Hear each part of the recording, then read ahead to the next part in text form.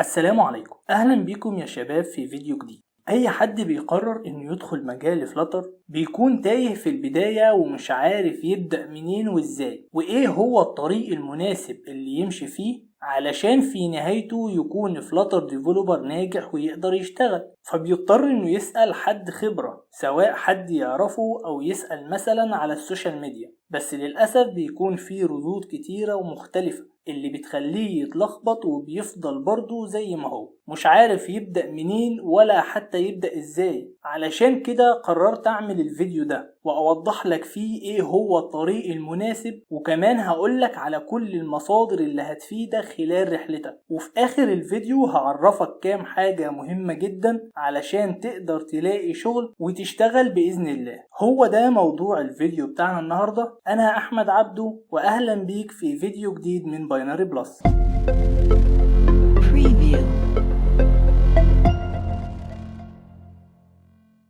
في البداية كده احنا هنمشي او هنعدي على عدة مراحل او خطوات نفهم من خلالها كل حاجة بإذن الله. اول مرحلة او اول خطوة معانا هي لغة البرمجة الخاصة بفلاتر، واللي هي دارت. ودارت هنا زي اي لغة برمجة عادية جدا بتتكون من جزئين. الجزء الاول هو دارت بيزكس اللي هي اساسيات دارت، اما الجزء الثاني وهو جزء مهم جدا واللي هو OOP او الاوبجكت اورينتد بروجرامينج، ودي كده اول خطوة او اول مرحلة. طبعا لازم نكون فاهمين ان اي تكنولوجي بتتكون من جزئين. اول جزء اللي هو لغة البرمجة، ودي فهمناها وعرفناها كويس. الجزء التاني بقى وهو الفريم وورك، واللي هو عندنا هنا فلاتر. تعال بقى نفهم هنعمل ايه في فلاتر بالظبط. اول حاجة لازم تعرف وتفهم كويس يعني ايه فلاتر، بعد كده ندخل بقى جوه فلاتر، ودي المرحلة او الخطوة التانية معانا. مرحلة فلاتر بتنقسم لجزئين برضو. الجزء الاول هو الاساسيات. طيب يعني ايه الاساسيات دي واعرفها ازاي؟ من الاخر كده في حاجات كتيرة جدا بنستخدمها دايما في كل الابليكيشنز اللي بنعملها. الحاجات دي اسمها ويدجت. ايه بقى الويدجت دي واعرفها ازاي؟ لازم تكون عارف كويس ان اي حاجة في فلاتر بنسميها ويدجت. اي حاجة بتقابلنا في فلاتر اسمها ويدجت، ودي دايما هتلاقي شرحها في اي كورس للمبتدئين او البيجنرز. يبقى ده كده اول جزء في فلاتر. تعال بقى نشوف ايه هو الجزء التاني. الجزء التاني في فلاتر بنسميه جزء الادفانسد او الجزء المتقدم. ده بقى جزء كبير وبيحتوي على حاجات كتيرة جدا. هوضح لك الجزء ده بالتفصيل شوية لانه مهم جدا. اول حاجة هتعرف ازاي تتعامل مع الصور او الفيديوز او الفونت، ازاي تضيف صورة او فيديو مثلا او خط معين للتطبيق بتاعك، والجزء ده اسمه اسيتس. بعد كده هنعرف اللوكال ستورج